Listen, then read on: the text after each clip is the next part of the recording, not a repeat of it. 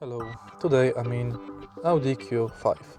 In this video I'll show you how to set navigation destination. At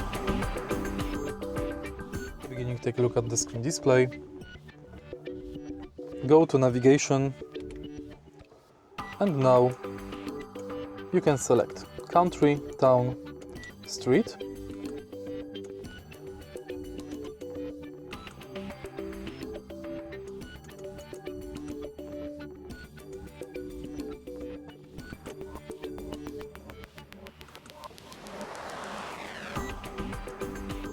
And entry, house number, intersection,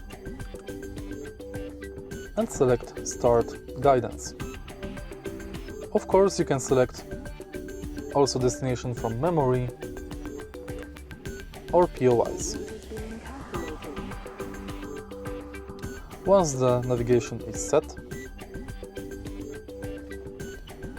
to stop it, go to Destination and Stop Route Guidance. If you find this video helpful, please leave like, comment and subscribe.